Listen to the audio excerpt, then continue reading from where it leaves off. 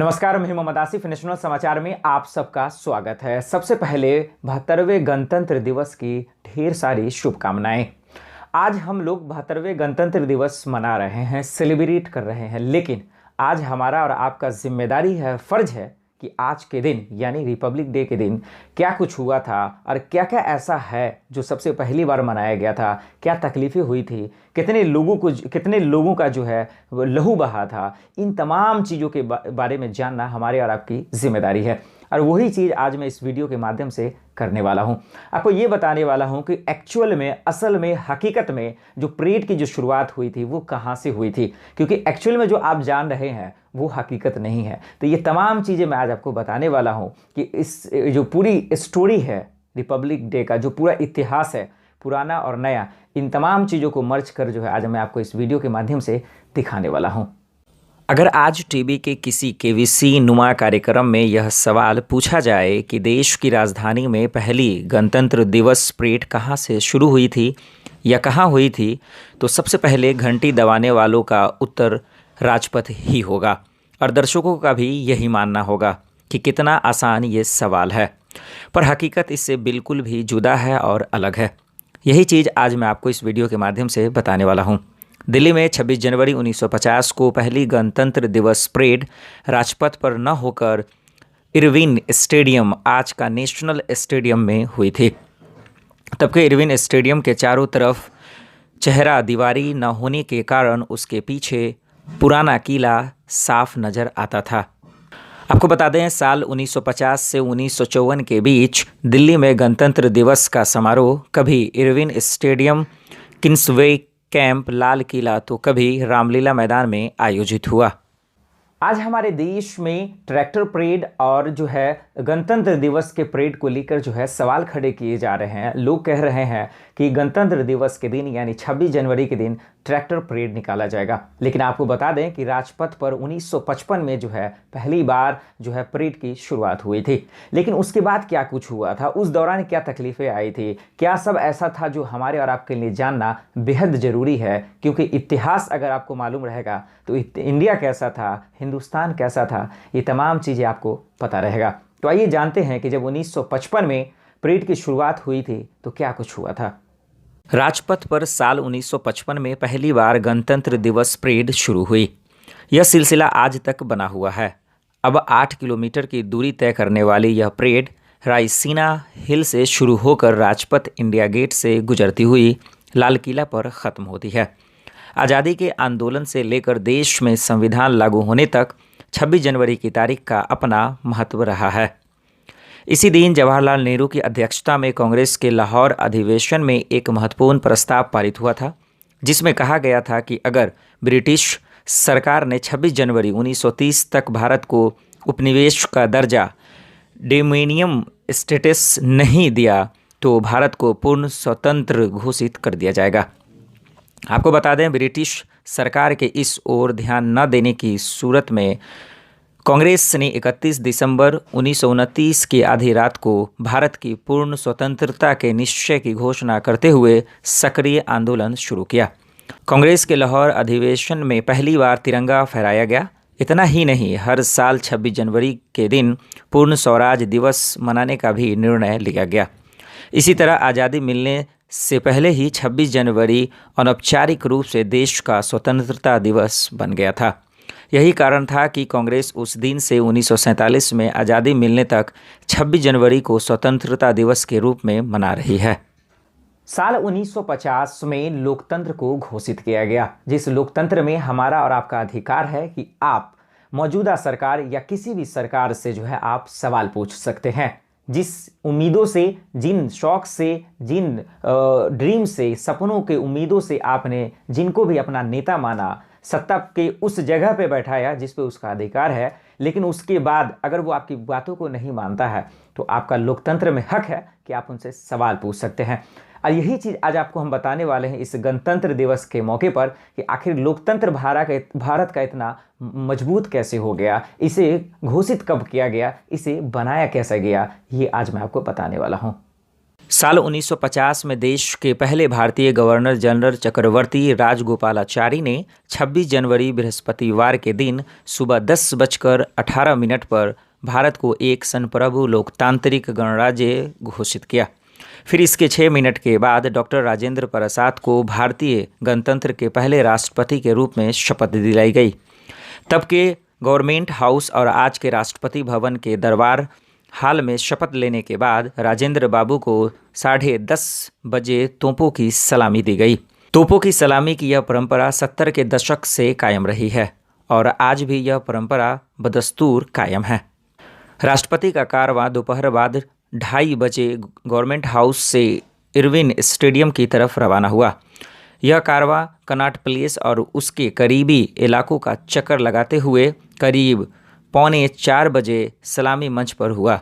तब राजेंद्र बाबू 35 साल पुरानी पर विशेष रूप से सजी बंगी में सवार हुए, जिसे 6 ऑस्ट्रेलियाई घोड़ों ने खींचा। इरविन स्टेडियम में हुई मुख्य गणतंत्र परेड को देखने के लिए 15,000 लोग पहुंचे थे। आधुनिक गणतंत्र के पहले राष्ट्रपति ने इरविन स्टेडियम में तिरंगा फहराकर परेड की सलामी ली। उस समय हुए परेड में सशस्त्र सेना के तीनों बलों ने भाग लिया था। इस परेड में नौसेना, infantry, cavalry regiment, services regiment के अलावा सेना के 7 बैंड भी शामिल हुए थे। गणतंत्र दिवस के मौके पर हमेशा हमारे अतिथि होते हैं, लेकिन इस बार के गणतंत्र दिवस में अतिथि मौजूद नहीं है। इसका वजह ये है कि कोरोना महामारी की वजह से नहीं हो सके।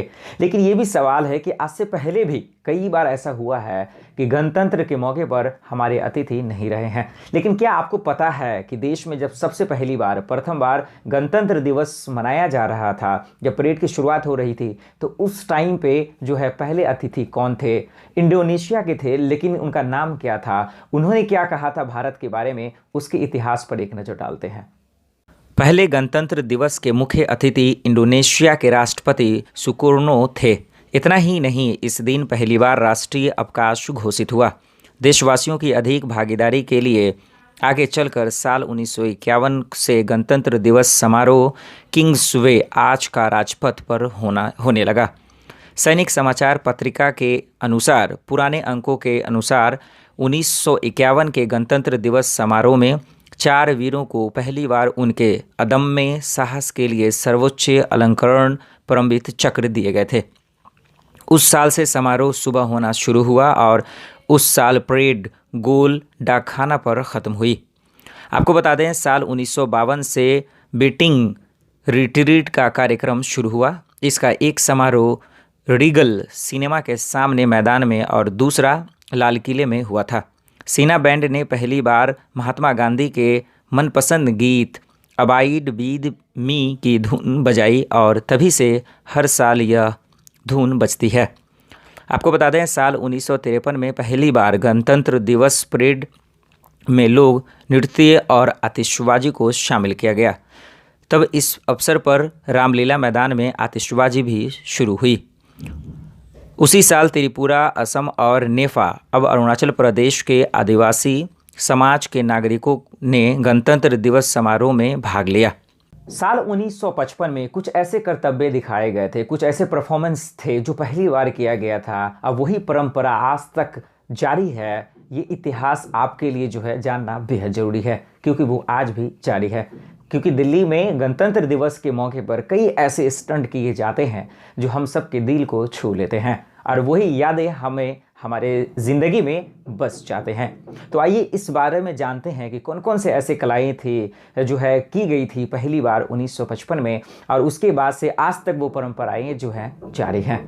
साल 1955 में दिल्ली के लाल किले के दीवान-ए-आम में गणतंत्र दिवस पर मुशायरे की परंपरा शुरू हुई। तब मुशायरा रात 10 बजे शुरू होता था। उसके बाद के साल में हुए 14 भाषाओं की कवि सम्मेलन का पहली बार रेडियो से प्रसारण हुआ।